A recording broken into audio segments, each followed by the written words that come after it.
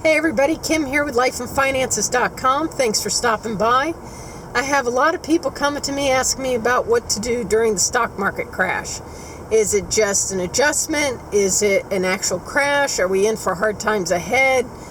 What do we do? Well, in my humble opinion, I don't think it's an adjustment. I think we are headed for hard economic times ahead, and I hope I'm wrong.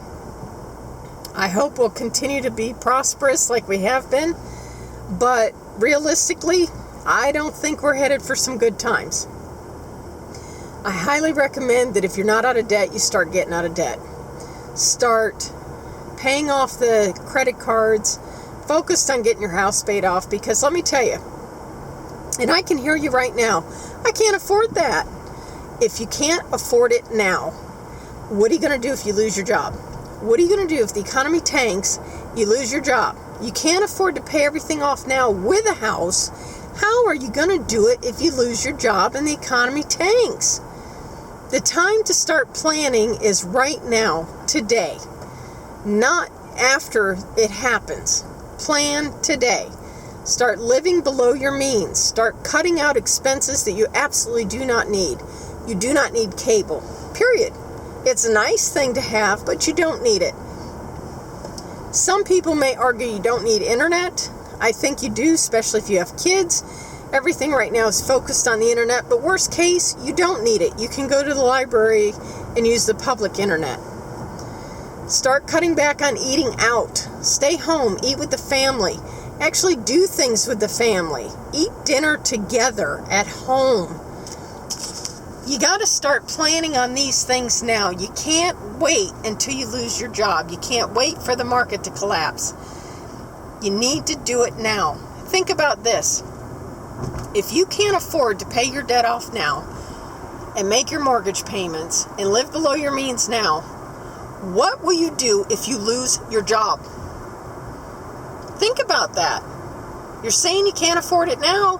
How are you going to afford it if you lose your job? You got to start making the transition now.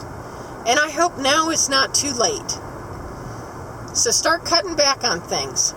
Stop. If you get the newspaper, stop. If you're paying for cable, cancel it.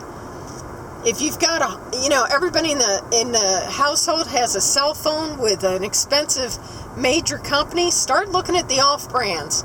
Cricket Wireless, Total Wireless, Boost Mobile.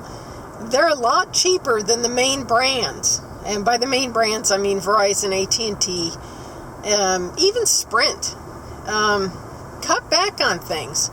Do all the kids really need a cell phone? Do they need the level of service plan they have? No. You just need to get a hold of them. That phone is not for their entertainment. It's so you are getting a hold of them and are able to keep an eye on what they're doing and where they're at. Let's get down to realistic. This is beyond wants. This is needs. What do you really need?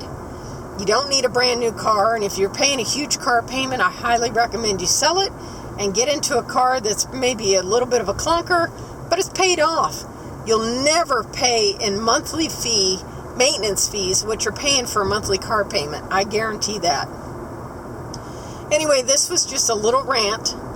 I wanted to give y'all a quick what if, or what Kim thinks, and that's what Kim thinks. So like I said, it was a little rant. I hope you understand where I'm coming from. I'm saying this because I care about everybody who's in debt, and I don't want to see you suffering.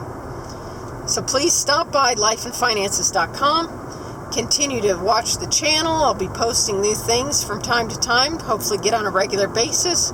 Until then, please like, comment, share, subscribe, and thanks for stopping by. Again, this is Kim with LifeandFinances.com. Bye-bye.